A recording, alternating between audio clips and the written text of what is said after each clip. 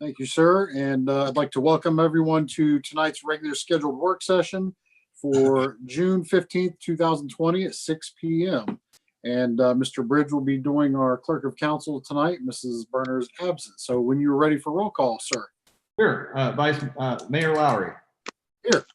Vice Mayor Cook. Yes. Councilman Cobb. Here. Councilwoman Hopkins. Here. Councilwoman Eggleston. Yes. Councilwoman Nowakowski. Yes. Councilman Grimm. I am here. All present, Mr. Mayor. Thank you very much, sir. And tonight's invocation will be by Vice Mayor Cook. All right, if you will, please bow your heads. Our Father, please guide us through this meeting. Provide us with as much help as you possibly can.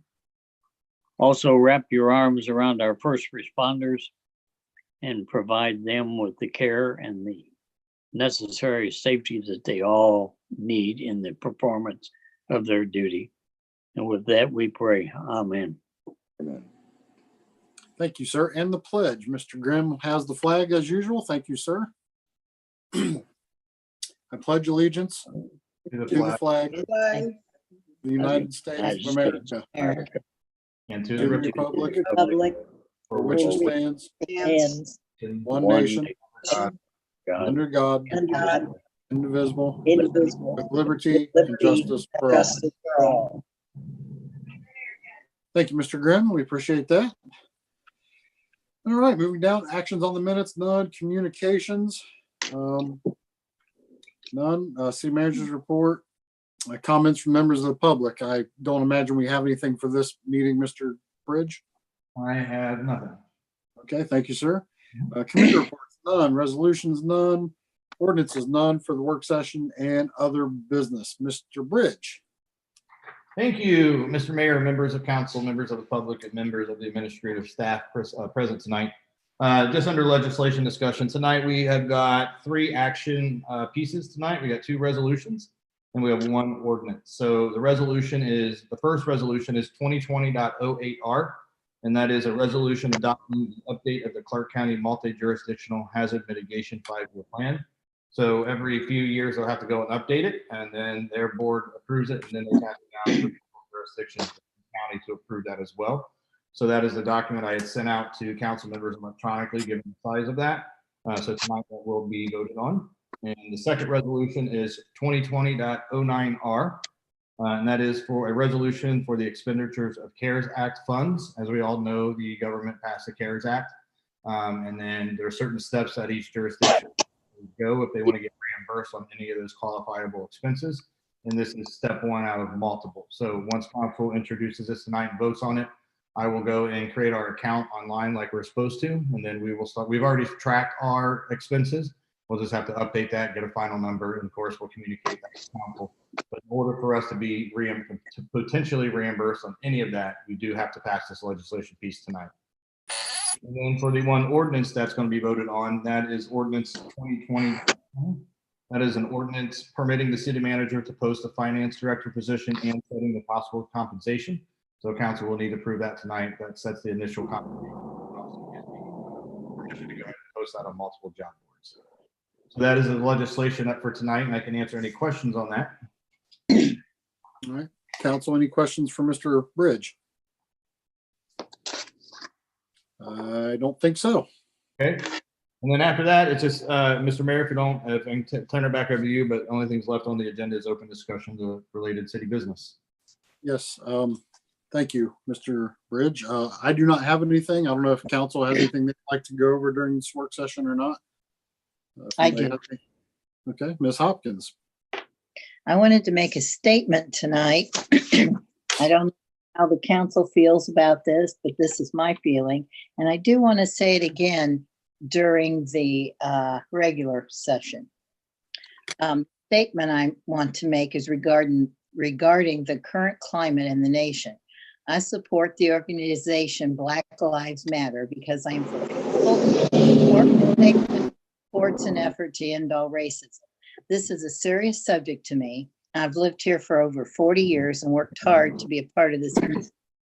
During that time, I've treated all people equal and attempted to correct any injustice I observed. I do not feel one person speaks for the whole council unless the council wants them to. All right. Comments? Thank you very much. Anybody else have any comments or regarding that or anything else? I guess Okay, I think I heard Miss Nowakowski first, so we'll go with her. Okay. I would have to agree with Amy. I think that things were much worse when I was younger. That's not absolutely not to say in this community that racism is even decreased. It's just shifted. I was curious in terms of numbers when I read the letter that we received. And if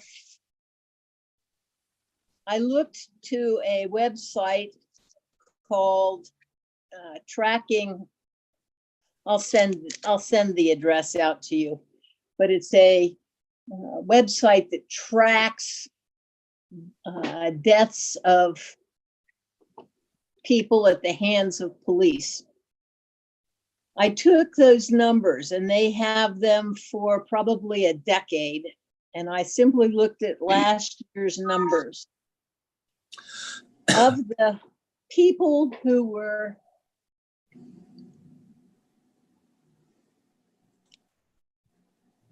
these numbers are just so scary. 40% of the people who were killed by police were white. However, the population of whites in this country is 72%. Right. 27% of the people who were killed were Black. Their demographic in the country is 12.7%. Hispanics, who are the second largest group in the country, are at 17.8%, and 13% of them were killed by police. 13% of the people who were killed by police were Hispanic. Now, a lot of police departments do not report race on these statistics. 22% of the police deaths were of unknown race or unreported race. Those numbers speak quite loudly. I think that it's safe to say that we've never had a police officer kill anybody in town. Is that correct? Does anyone know? I don't know. Came close once. The fact that we haven't had any of those speaks highly for our community. But to pretend that racism is not alive and well in this country is a fallacy. And police violence is also a fallacy. It is also a fact of life here. No other country has anything close to these kinds of numbers of police deaths. It's something that we need to be concerned about. And fortunately, we don't have a whole lot of worries about it where we're at in terms of the people that we're attempting to govern and look after. But it's real, and I stand with Amy. Thank you. Thank you very much. Ms. Eggleston, I think, did you have something? You're muted. You're muted. Sorry, There you I go. was trying to block out the traffic. I'll do mine at the regular meeting. Okay. No problem. All right. Anyone else on this matter or any Yes. other? I'm going to jump in here. I think I had asked at the last work session that we kind of look over the specs for the trash removal and come up with any possible changes that we wanted to see. I know both Mike and I have kind of asked for the same situation from the public. I got one comment, and that was the party wanted a separate yard waste can. Other than that, there were no other, I guess the word is comments. Has anybody on council got any thoughts on this? Mr. Cook, Yes. I also posted something asking for comments. And actually, all of the comments that I received were very positive, keeping waste management. The only complaint would be lowering the senior age.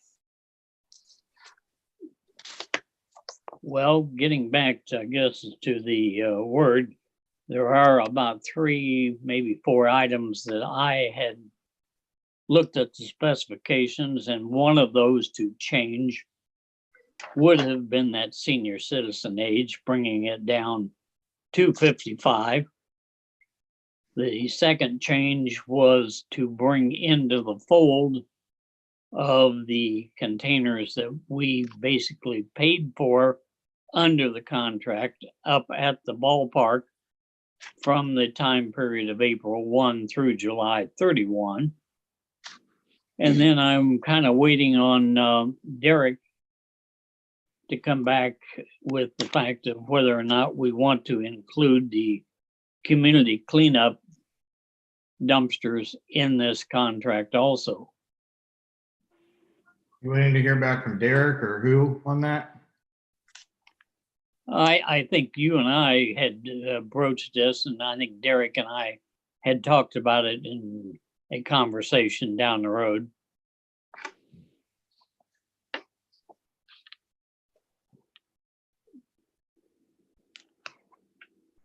About how much do we pay for the cleanup dumpsters? I was just going to ask you about that. Typically from Tony Smith roll-off, we're just under 2,000 for all of them, but didn't Waste Management give us the community dumpsters for last year? I think they donated them 1 year, but one year we had to get them from Tony's roll-off. Okay. Not right off the top of my head, the year that we paid for Waste Management. I just know what Smith's roll-off typically charges us.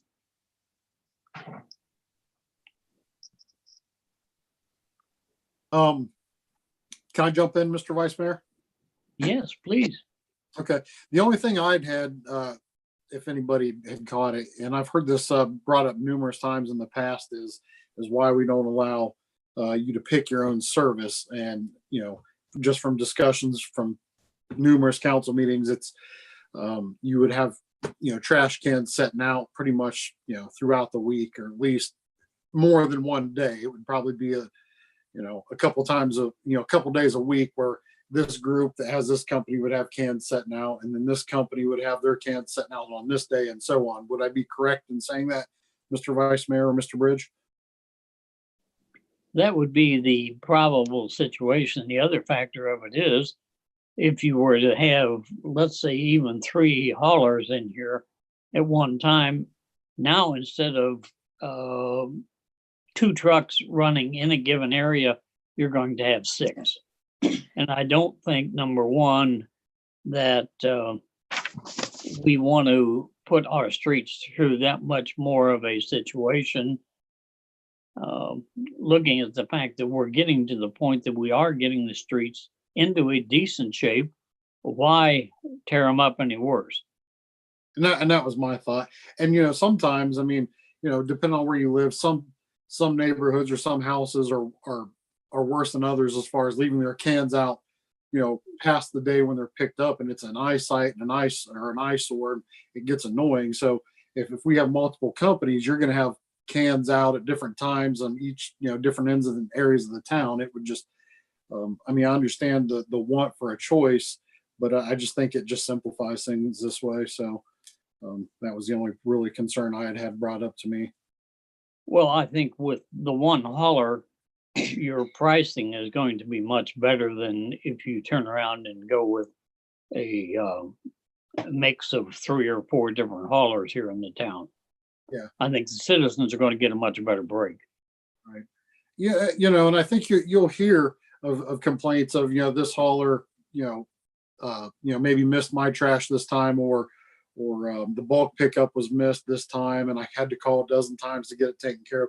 I think those are all problems you'll probably get with any business. But maybe depending on who we end up going with, whether it's Waste Management or if we put it out for bid or however we handle this, maybe we can just maybe tighten up the contract a little bit, or, just fine tune it a little bit better for those areas. That's all I really had. Miss Nowakowski, turn your mic on. Yep. I got a note from somebody who lives down here in the old section of town, talking about the fact that trash used to be picked up in the alleys and it's not now. And she was pointing out that a number of the houses who had trash picked up in the alley don't have an easy access from the back of their houses to the front street because of the alley access. They might have fences up or buildings, and was asking that we consider how we might be able to accommodate those situations. Mike, I think the answer to that is the fact that our alleys are not built for the weight of the trash trucks. Number one, the height. I do know in certain areas we had problems with phone lines being torn down, and I personally cannot see going back to an alley pickup due to the fact that we're going to spend considerable amounts of more money on alley repair if we do that. Yeah, they're pretty narrow roads back there through those alleys, and thin pavement at that, or gravel or whatever it may be. So did you have anything that you wanted, Mr. Bridge or Mr. Kitco, on this topic? No, I will be asking for some work session dates on that, because I would like to get that started rather sooner than later. Me and Mr. Cook's been talking about certain deadlines, definitely, that I want to hit. Another thing I talked to Mr. Cook about, I don't want council just to think about it for a little bit, and it's just food for thought, really. So most, I won't say most, some municipalities have a single hauler rule, period, no matter if you're a 1-family, 2-family, 3-family home, 4-family home, but also include the businesses as well. Whereas if you are in the city of New Carlisle, then you have to use the trash hauler that council should approve. So right now, how it works is, if you're in a single family home or a double family home, you have to use what the trash contract, what the council passes. But if you're in like a quad apartment complex, or if you're a business owner, you can just choose whoever you want, which kind of defeats the purpose of kind of streamlining those trash services. So if council does choose to put this back out to bid, it's something you guys should probably look at and think about, because that would end up lowering the rate, hopefully across the board for everyone, just based on economics. But it may also cause a lot of public backlash as well, especially coming from some of the business owners and the folks who own the big apartment complexes. But unfortunately, council has to make a decision that's best for the city as a whole, and not just for maybe 1 or 2 families. So just food for thought. But I hope you guys saw in the packet, I did give you a little breakdown of what Waste Management had put in for renewal rates versus what we paid now. And I'll go into a little bit more when we get there, because I do have a question I'm trying to clear up as we speak with Waste Management now, one of the numbers they reported. But ultimately, it's council's decision with how they want to move forward with the next bid specs. All right, thank you. Ms. Nowakowski. I can only speak for the alley behind my house. And there are two big trash companies that come down that alley 2 trips each week. And my alley is a mess. I would think that there ought to be some way that we can pass on some of the damage that they're doing to those alleys by somehow better controlling who can do it. I mean, even if you just had one available commercial group that was going to come through, it would then only be 1 trip instead of 2. Something that we might consider as well. But my alley is dangerous at this point. Okay. Did you have something, Mr. Vice Mayor? Yes, I would like to see this put to bed and these specs be ready to go out sometime around August 1st. And if it's all right with council, that Mr. Bridge and myself, and if somebody else wants to work on these, I'm all for that. The more we have, the better off a plan we're going to come up with. But I think the sooner we get this thing put to bed, out of our hair, and get on to bigger and better things, the better off we're going to be. Right. Mr. Bridge, how realistic, I know it's been talked about a few times about the billing going in-house to the city of New Carlisle. Is that something that can still be done?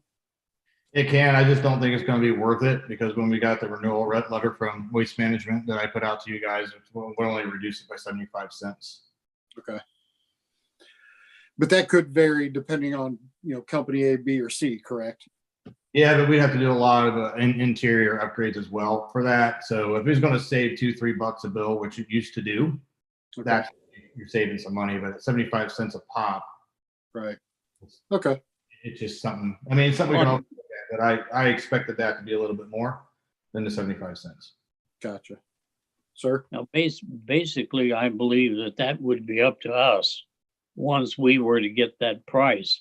If we wanted to jump in there at $1 and do that, that would amount to about $2,100 per month that we would be bringing into the kitty, or somewhere in the neighborhood of about $24,000 per year.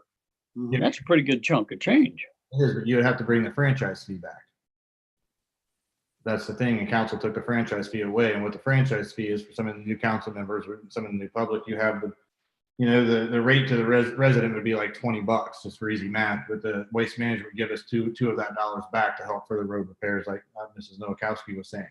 But ultimately, your citizens end up paying for that. Right. So whatever you kind of do, it's going to be passed on to the resident, unless the city just wants to give someone $1 off their bill, but someone's got to pay that to waste management, so it's going to come out of the city funds.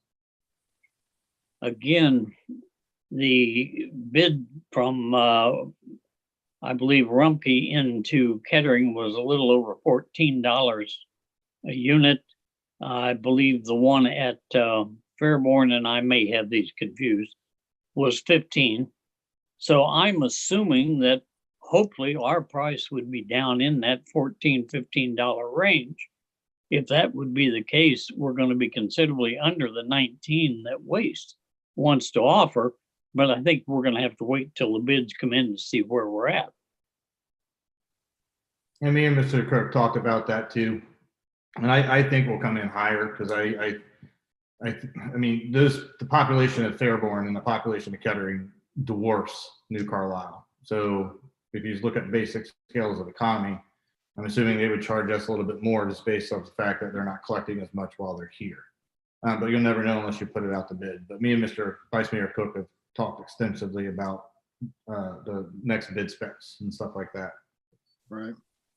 And Mr. Bridge and I have discussed the fact that we could put this bid out with the stipulation or with the disclaimer in the beginning that we do have a contract extension possibly with Waste Management if we decide as a community to not take the bid price. We could still extend the contract with Waste Management. Again, these are all going to be depending upon the pricing coming in. I think we still would need to offer that as an alternative. If we wanted to take the billing in-house, that gives us all of the information to sit down after these bids are in and make a real good decision as what we want to do with our trash service. Thank you, sir. Council, anyone else on this topic or anything else?